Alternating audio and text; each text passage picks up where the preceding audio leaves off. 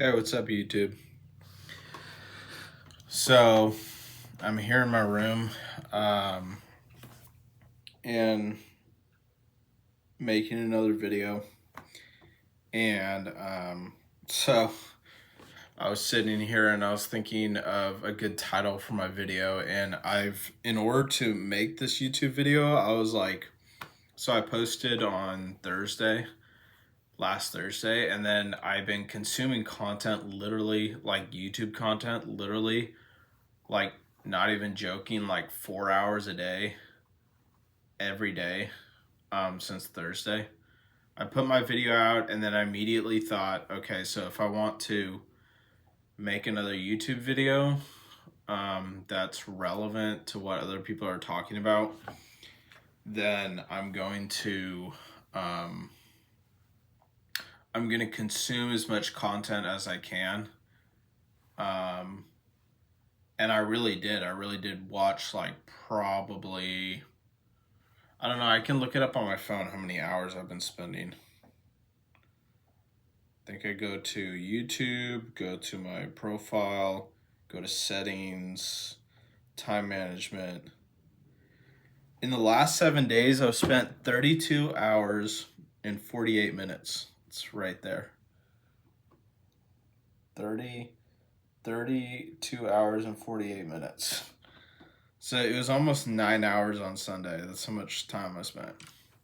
I was just watching video after video, and I was trying to come up with video ideas for my next video, for this video. So, just to categorize the things that I've watched, I've seen things on spirituality. I've seen things on Christianity, which is spirituality, but it's religion. I've seen things on relationship management or like relationship advice. I've seen things on friendship. I can only really recall the things that I've watched today. But yeah, I watched so much, so I can't recall like all of it. But I think I have a pretty good idea for what I want to talk about. And I think I'm going to title this video, I'm going to have one of two titles. It's going to be No War, No Festival, or it's going to be Dopamine or A Matter of the Heart. And so, yeah, I guess I'll start with no war, no festival. I'll start with that and my little thoughts where that would apply as a title. And essentially, no war, no festival means like you can't have, you can't, like, we have festivals because we have peace. You know, we have times of peace and we have festivals. And we have peace because we've been at war with other people, and then the war comes to an end, and then there's some sort of resolution, and then and then there's a festival to celebrate like a time of peace or whatever. Obviously, we have holidays, but all the holidays, like if you think about it, like Christmas, which is based on Jesus's birthday, which everybody celebrates, is like Jesus's life was kind of tumultuous. It was good at times, but it was tumultuous, and so it's like the holiday is, even though it's exciting, it was based on something like tumultuous, like not easy to do, like kind of there was a mix of negativity in there. I think the new year, I'm trying to think of like holidays that aren't based off of something negative. I think like New Year's obviously is just the rotation of the sun, or the rotation of the earth around the sun. Um, and what else? Valentine's Day, Easter's based off of Christianity. Halloween is based off of, Halloween is like an example of something negative, something really fun to do, but like kind of negative.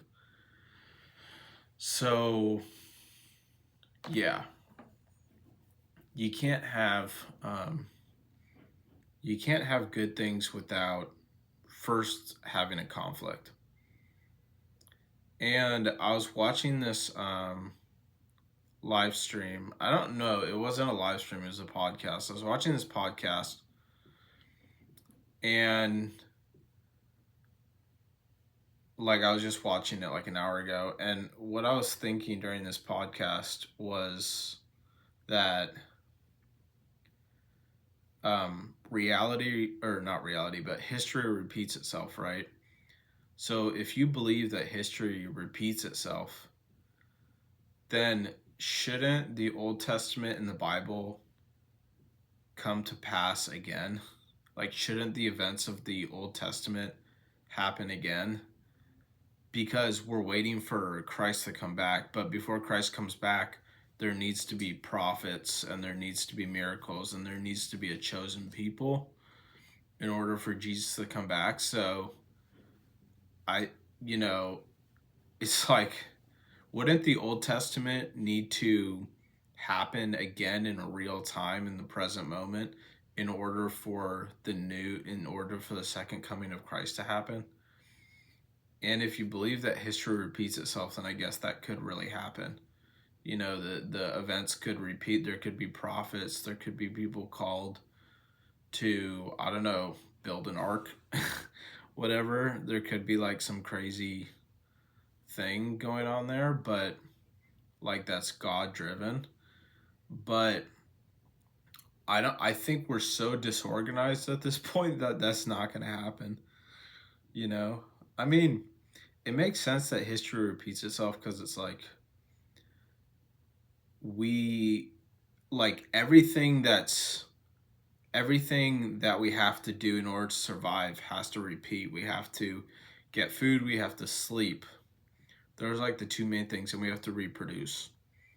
So we have to eat and sleep so that we can reproduce. And we need to eat and sleep so that we can live a long life, or as long as possible. So it's like the things that we do like every day or have to do every day repeat themselves. So it makes sense that over a large period of time things would have to repeat. But yeah, it just doesn't make sense to me that the Old Testament would come to repeat itself again, and that would bring the second coming of Christ. Because my so there's two people in my life. I almost said who it was. I was like, my blank. But there's two people in my life who are not related, and both of them believe in some sort of end of the world concept. But it's not the end of the world. It's like it's two different stories. It's two different forces at play. One is God, and one is um, one is um, actually I should actually, yeah, that's true. So one is God, one force is God, and then the other is like something I can't really talk about, but it's essentially a type of entity force that is going to reshape the world. Because you know if you're looking at the end of the world from the Christian point of view, is because we're all sinners. If you look at it from a more like an older perspective, then it's because we are abusing the earth.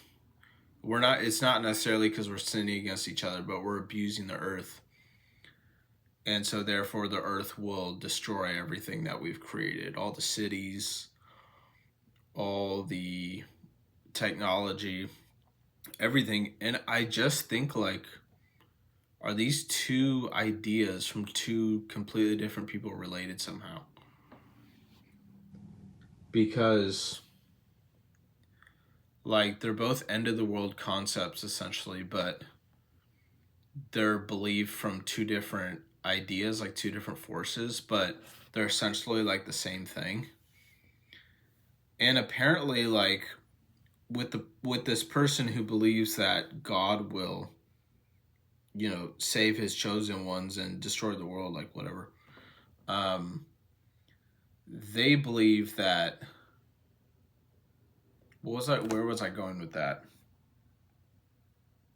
Um, oh, I was gonna say they believe that it's gonna happen soon, and I looked up online. I was like, is this a symptom of religious schizophrenia or a religious delusion? And it said that, like, obviously online is the internet is going to come up with an explanation. Like, it's totally possible that people with schizophrenia have religious delusions or end of the world delusions, which would also cross over into this other person and their beliefs, the second person, with the same belief. It would obviously cross over there, but like,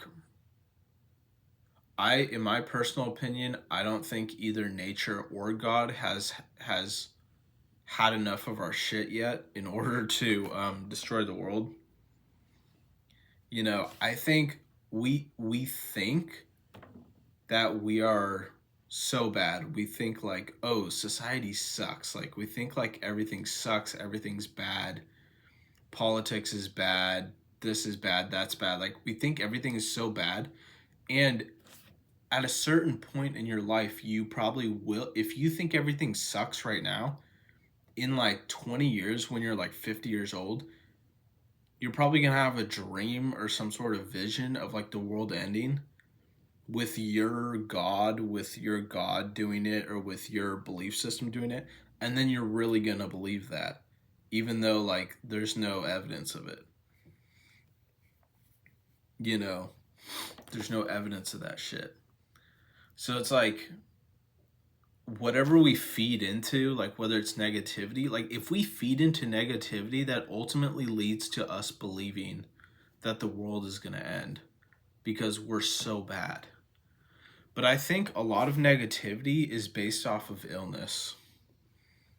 And I'm not talking about depression or anxiety. I'm talking about like when we have an organ that is diseased in some way, that creeps up into the mind and creates negative perceptions of the world around you. And so you think everything sucks, but it's only because your heart sucks at the moment. It's only because that organ sucks that you think everything else sucks, because it's literally you. It's like, imagine if you had a disease, you would think that the whole world was diseased because you're literally made up of a disease, like currently. Like, your body is made up of part you, part disease. So obviously you're going to think the world is part human and everything else is a disease, because it's literally built into you. Not really built into you. Like, I don't know where diseases really come from, but like, it's literally part of your body. So obviously, and there's evidence to support this in Naruto. The curse mark, once it's put on Sasuke, he starts believing in a negative version of events. He started thinking to himself that he was an Avenger when his brother killed the clan, but then he believes it more strongly later on when Orochimaru gives him the curse mark. And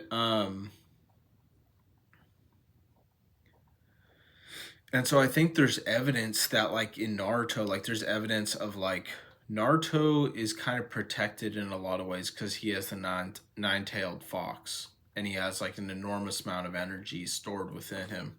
Sasuke doesn't have any of that. He only has the jutsu of his clan, and he has the trauma. But he also has an internal place that he goes to when he's really out of it. And that's because Itachi put him in the Tsukiyomi, which brings him internally, right? It brings him internal. It's not an illusion that's happening out here. He's actually going within his own mind when the Tsukiyomi comes over him. So both Naruto and Sasuke have an internal space, which is where the core of their energy is, essentially. And they both get to use it like in different ways, but Naruto becomes like a positive force. Sasuke kind of becomes he's badass, but he becomes like a negative force. But Sasuke was able to defeat Orochimaru. Not really defeat Orochimaru, but he absorbed Orochimaru during the transference ritual in like season. I don't even know what season it was. I think it was like season 9, 8 or 9 or something. But I've watched that scene so many times on YouTube because it's so fascinating. It's almost like Orochimaru is like a mental illness, and Sasuke, because of his trauma, but because of also his powerful jutsu, he's able to disintegrate the invasion of a mental illness by using his Sharingan. And that's because his clan, dating all the way back, has literally killed each other, like brother kills brother, son kills dad, like all these things in order to obtain power. And so, like, I came up with this concept a while ago that actually, like, this has to do sort of with my hand, with my finger. I know I haven't talked about that in a long time, but it kind of has to do with the events that happened around like me knocking my finger off.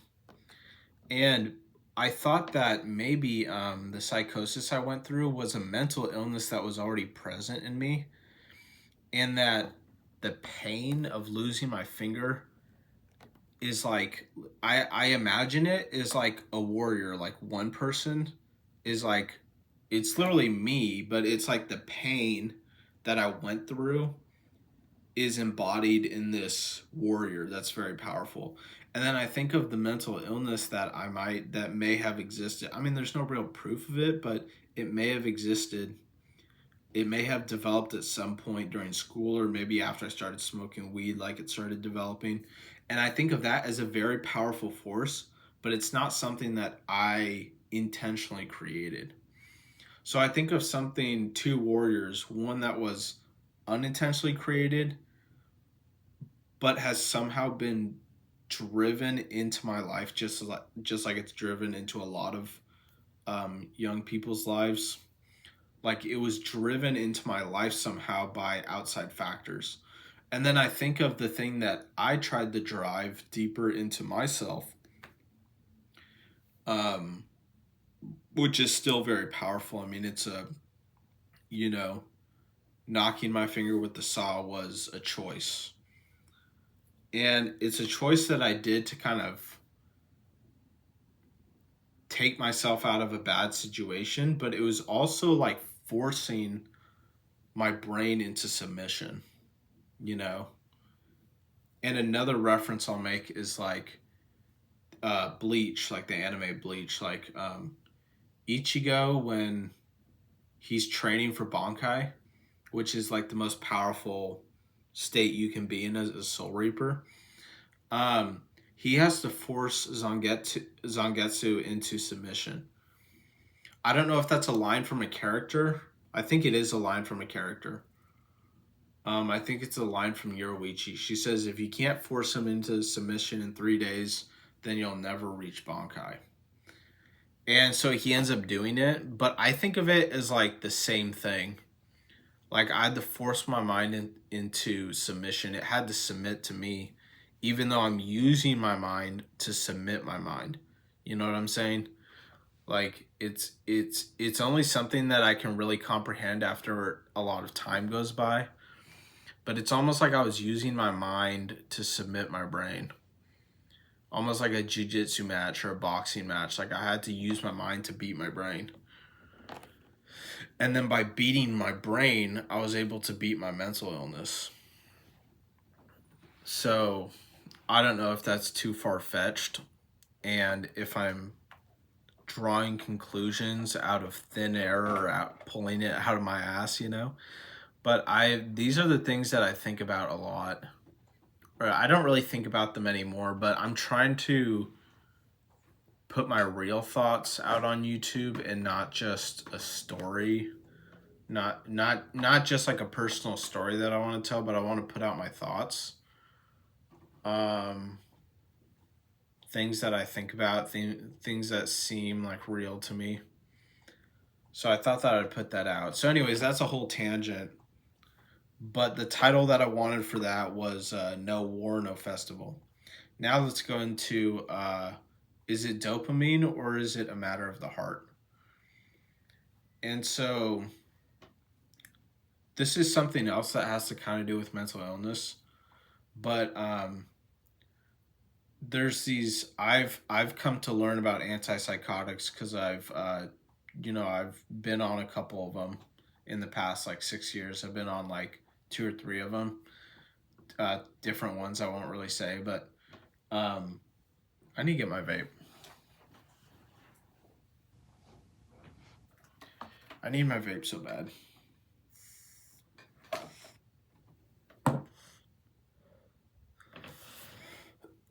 So, um, I've been on a couple different antipsychotics, and what I've learned is that antipsychotics are designed to block dopamine receptors, and they're designed to lower the amount of dopamine in your brain because it's thought that there's some evidence that in mania, when someone goes into bipolar mania, that their dopamine levels are a lot higher than like a sober person. Like if you were to just test someone's shit or piss or whatever for dopamine levels on any given day, like a normal person, then you would see that it's at level like whatever, like let's just choose a number like 42, like it's at 42. When someone is in bipolar mania, they can actually test their dopamine levels or their neurotransmitter levels through like tests like either blood or shit or something. And apparently it's a lot higher. It's like in the hundreds. Like that's how big of a jump it is. It goes from like 42 to 100 something. So clearly there's something going on that is involved with dopamine. And so they don't fully understand it, but they're trying out these antipsychotics to see if it kind of resolves, like if they have less cases in psychosis. But I think that much is true. I think that dopamine can be a problem in regulating it with depression and stuff. And it's because, like, a lot of us seek out dopamine producing behaviors and pleasures. And I learned about this concept called an emotional addiction. And an emotional addiction is where you only want to feel one emotion so badly that you'll do anything to stay in that emotion. And like I think the thing is, like, all of us are born with a personality and we're all born with our own dispositions and preferences. And so the way we orient ourselves in conversations with other people in social settings is like some of us will seek out dopamine or pleasure in social situations because we think that we don't have enough of it. But then we pay the price when we become psychotic and then like our social life falls apart, which is kind of what happened to me. Um, you know. So, anyways, I think that at the same time, like, uh, I was able to externalize a lot of the dopamine that was in my system. And I don't literally mean like I was able to force it out of my body into something else, but I think that I was able to almost like transfer um, a lot of dopamine, even though I'm guessing that the signals in psychosis, like the brain signals, are relatively weak and they're destabilized. But I was able to transfer that into a much larger area. that was outside of myself. And when I flew back to California like a year and a half ago or 2 years ago on a business trip with my dad, we stayed in a part of the Bay Area that is like about 40 minutes from where I used to live. And it felt like the air was different. It felt like there was an energy present in everywhere that we went. And so I didn't know exactly what it was because I've experienced a lot of like really high highs and really low lows.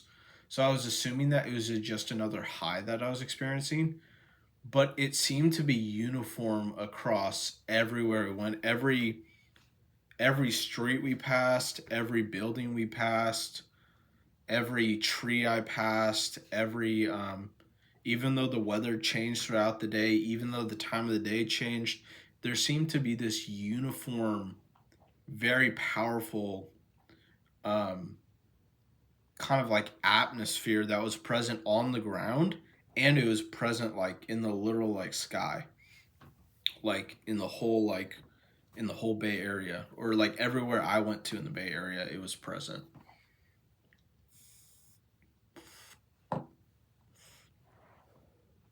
And as soon as I got home, like it kind of it came with me on the plane, and then it came with me home when I touched down, but then it started to recede from my brain and body.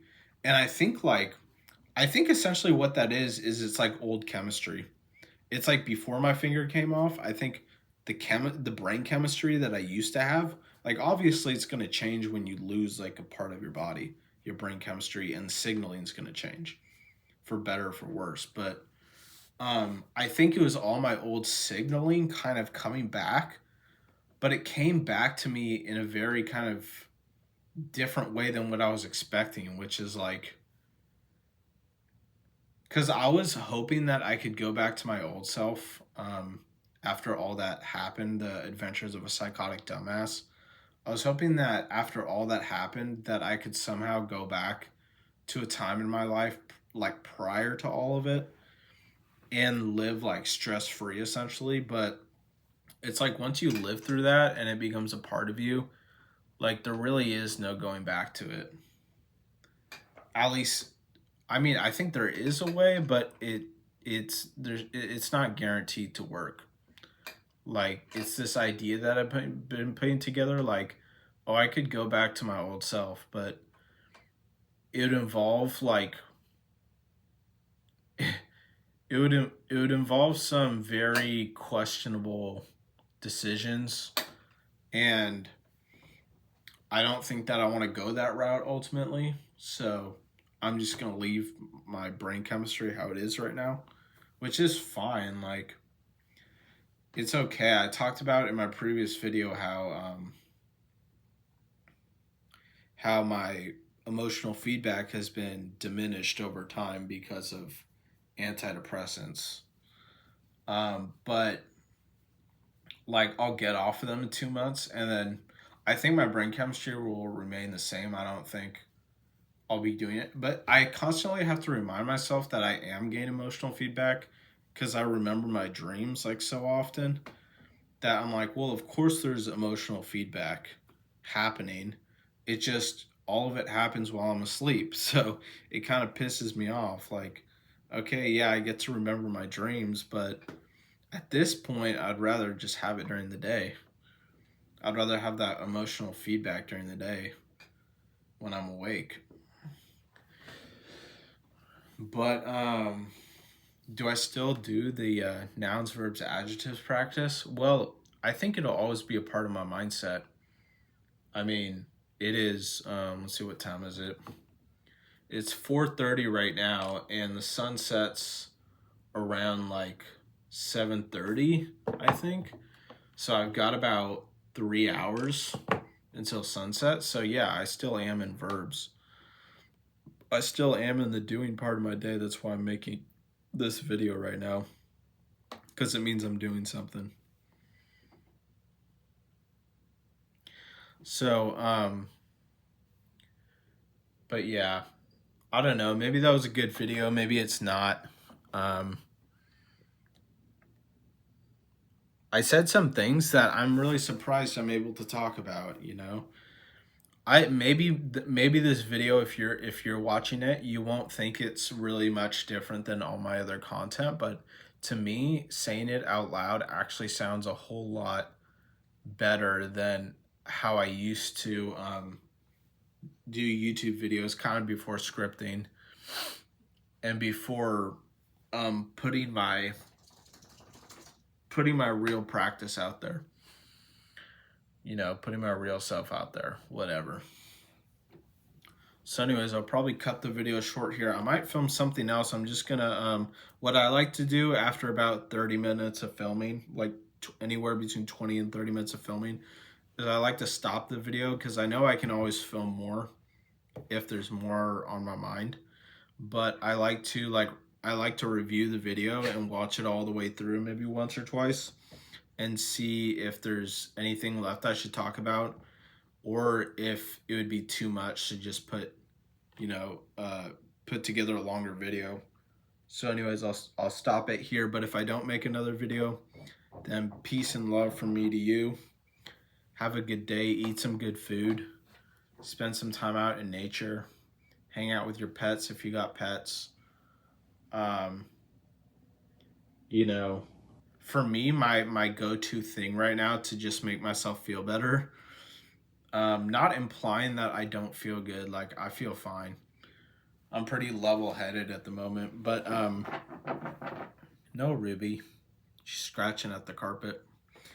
What I do is I just get in my car. I don't have a car yet. I need a car, but I get in one of our cars and I go to the gas station.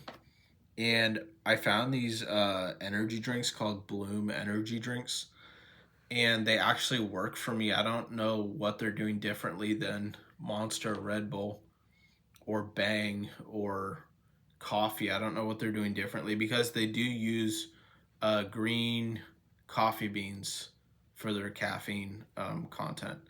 But I don't know what they're doing differently, but it seems to be working.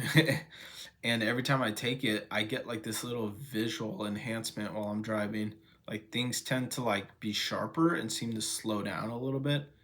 Even if I'm driving at like a high speed, like things seem to be slower. And I don't know if it feels like a good thing. Hopefully it's not actually a bad thing, but it feels like a good thing. And I've driven safe the whole time.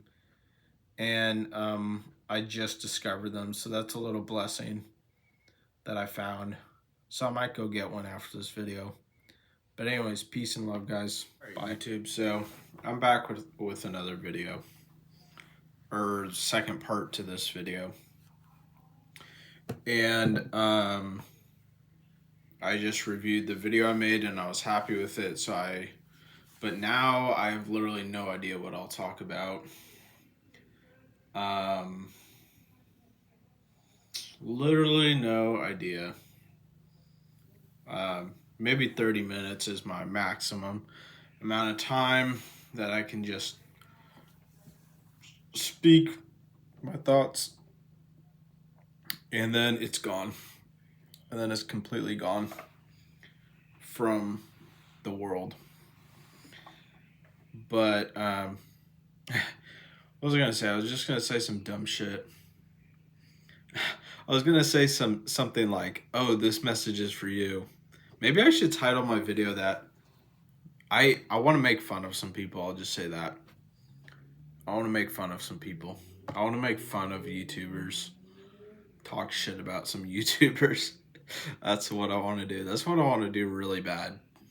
And it'd be awesome if I could edit videos, because then I could make other YouTubers look like so stupid and ridiculous.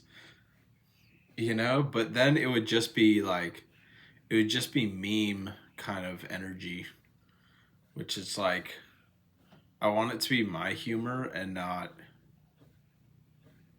internet humor. But I think that YouTube kind of is like a breeding ground for like internet humor, because some people just say the dumbest shit. Like, I'll just try to think of some titles, some YouTube video titles that are just so stupid. Like, Man, the things you realize after semen retention. The things you realize after semen retention for 1 year. It's just so funny. This message is for you and your chosen one. This will find you at the right time. Watch it. It's just like, it's just, those are the kind of videos that I would just totally clown on. And I do watch them all the way through, but the whole time I'm laughing to myself like, oh my god, it's actually so funny. Like, I can't tell if these people are being serious or not.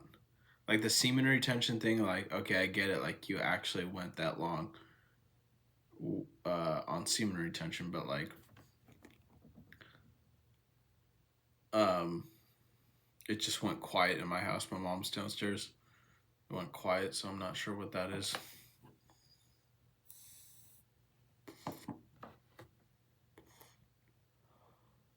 But like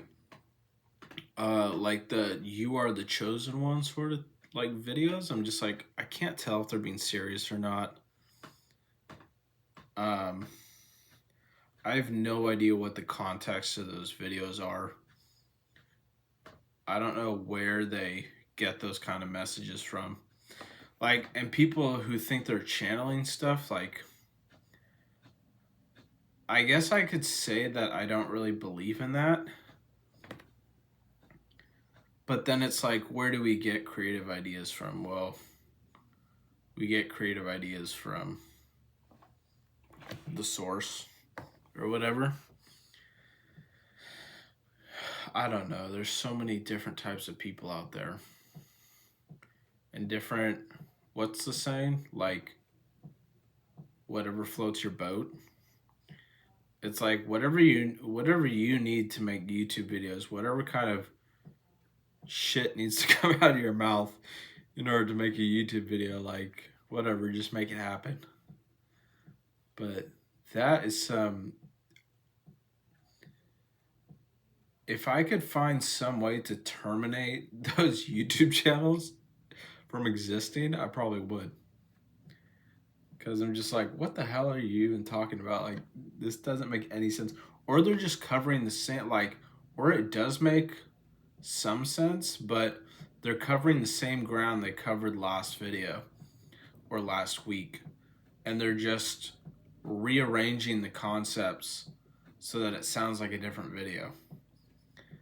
And I'm just like, dude, is there nothing going on in your head? Like, literally, is there nothing going on in your head outside of channeling spiritual God messages? I mean, I'm assuming you have a life. I'm assuming you have like your favorite fast food and you go to work and you get a specific shampoo when you go out to the supermarket or whatever, but like, are you actually insane? Are you actually crazy? I don't really know. I don't have the answer to, are these YouTubers crazy? But I'll follow them anyways. I'll subscribe and I'll go through their videos and I'll look for a title that makes more sense than, oh, you're the chosen one, so listen to this. But I don't get anything out of it except for a good laugh. And I'm just like, bro, like, you can't be serious. Like, what are you gonna do? Like, channel messages the rest of your life? Like, are you gonna become like a psychic medium and read tarot cards to people the rest of your life? What is this bullshit? Like, I get it. Like, I get it. Like, reality shifting, tarot cards, channeling your higher self, or like, I get it. Like if you have some sort of physical sensation in your body that proves to you that you know what you're talking about, like I just explained in my previous video, like I was doing this practice for 5 months and then I had a sensation come over my body that seemed to validate the practice, but and I'm assuming that that's how it works for a lot of other people, is they are doing their little practice thing, and out of nowhere they get a thought or a feeling or an emotion, or colors seem brighter, or like there's some sort of enhancement or something, or like a level up or whatever, and they're like, oh my gosh, it's working. I'm assuming that's the mechanism in our brain that is responsible for that, but that doesn't necessarily mean it's true. The only reason why I even made that video on Thursday was because I thought it could help people. And I know that's what everybody else is thinking too. Like, hey, like I can help people. But I feel like you have to be more structured than you have to be more structured. You have to be more like grounded. You can't just channel a higher message and then make a YouTube video and then expect it to help somebody. It's like, or channeling during the video, like, bro, like, that's sus. Like, okay, I'm gonna sit here and I'm gonna channel. First, I'm gonna vape.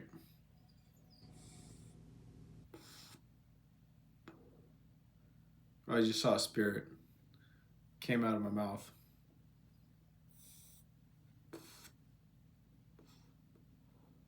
Oh, I saw another one. Okay, so if I'm gonna channel my higher self, I'm gonna say something like, so right now in your life, you're feeling overwhelmed and a little anxious, and you are seeking approval from, or seeking validation from other people.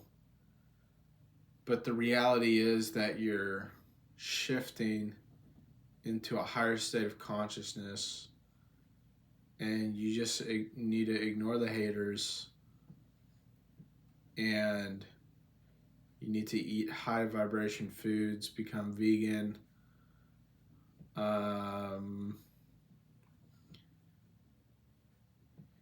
you need to sorry, I opened my eyes, I know that's taboo.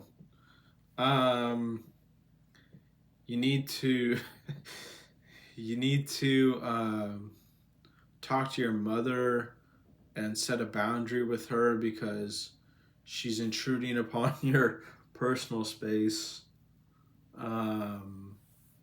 Let's see what else. Oh yeah, and your father traumatized you when you were a kid, and so the spirits are telling me that you need to set a boundary with your dad, and that if you do that, you'll have peace of mind. Oh, the signal is breaking up because my dogs are barking. Sorry guys, the signal is getting fuzzy. I have no idea what I just said for the past 2 minutes, but I'm sure it was. Yeah, I'm sure it's gonna help you. So that's the kind of like. Anyways, I find a lot of like humor in. Hey Ruby, you wanna come inside? You wanna come inside? Hey Ruby, come here.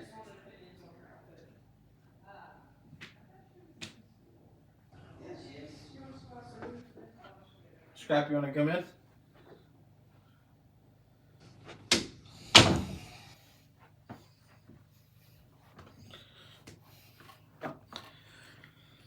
So, yeah, I just get a laugh out of those videos because I'm like, it's a mixture of psychology and spirituality.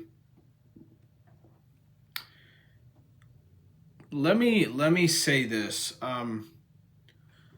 The whole trauma thing is like, I think everybody already knows this, but trauma is integral to you as a person. And you may think that other people live without trauma, but I'm sure there's there's trauma that happens to all of us before we reach an age of maturity. Um, and it's a trauma is literally just a deficit in our lives, but it's like all of us have a void. All of us have, um, you know, something that was supposed to happen that didn't happen. Like all of us have that. Like I'm not gonna, I'm not gonna sit here and pretend that I can talk you through your trauma or resolve it for you, and I'm not going to encourage you to think about it or to dwell on it, because it's like maybe I just have things too easy, you know. Maybe I'll tell you about my trauma. Like I think airplanes are pretty traumatic for young children, and so I was on a 14-hour plane ride to Ireland as like an 8-year old. I think even younger than that. I think the first time I went to Ireland was when I was like 5. And I'm pretty sure that that's the biggest trauma I've ever had in my life, in my childhood, besides discovering the hub on the internet. Um, I'm pretty sure that that was the biggest trauma I've ever experienced, but I don't really, and even now I think like that I could get over it somehow, but it's like, I think like, oh, was that too easy? That's not like an actual trauma. Like no one hurt you, no one verbally abused you. Um, no one no one preyed upon you, you know, whatever. But I'm like, that's bad enough. Like that's like, I'm trying to think what the equivalent is. It's like going up to a really tall building and taking your 5-year old and shaking them on a balcony, like pretending like making them feel like they're gonna fall off a really tall building, and then putting them back on the ground and then being like, okay, we'll just calm down.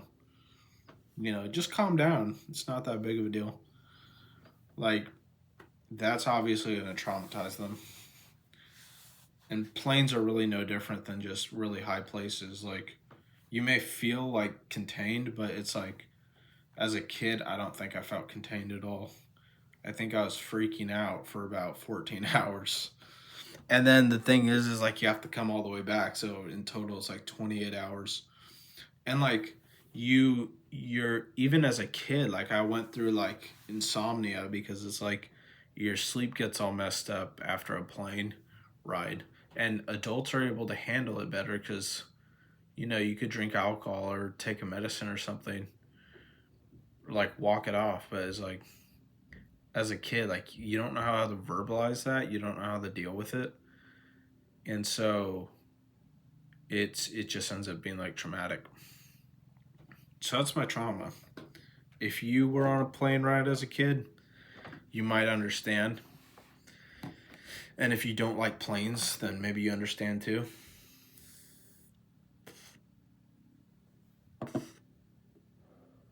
Well, I'm already excited to post this video. You know what I'm saying? Like, um, I think it was funny. It was funny to me.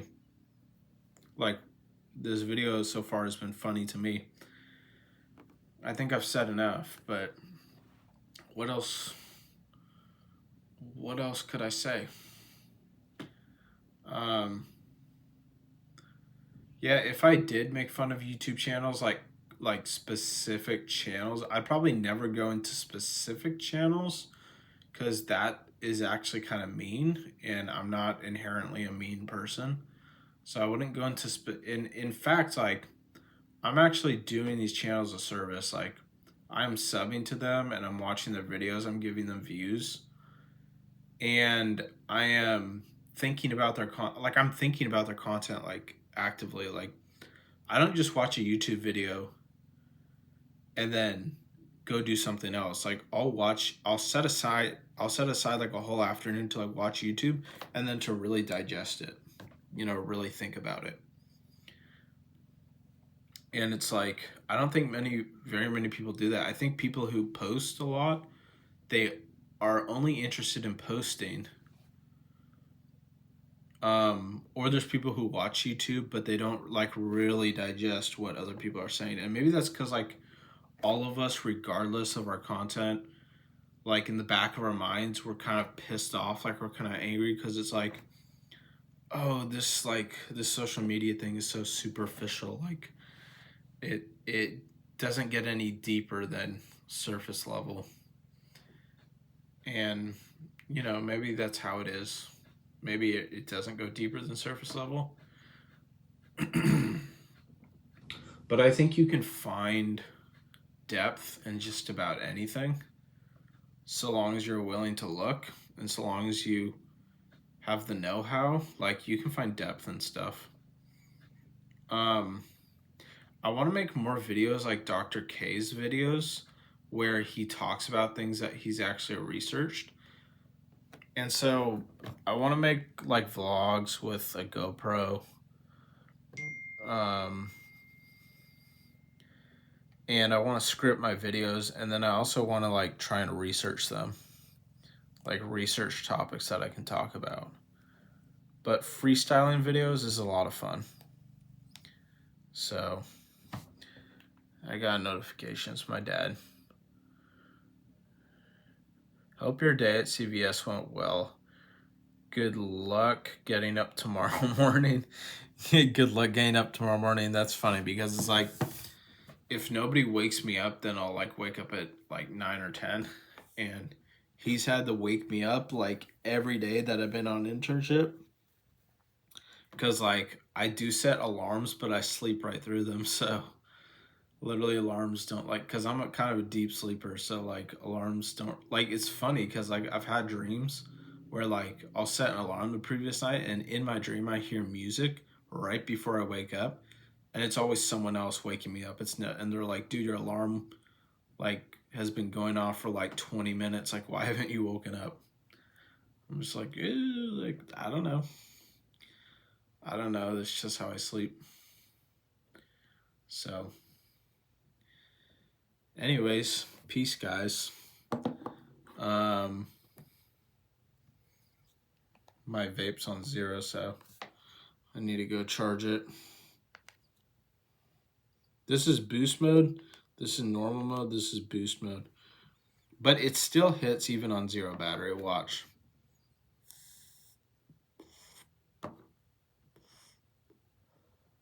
Still hits on 0 battery. So as I'm gonna watch this video just to laugh, because I can't wait to just rewatch this and laugh at the channeling part. That shit's hella funny. So anyways, peace.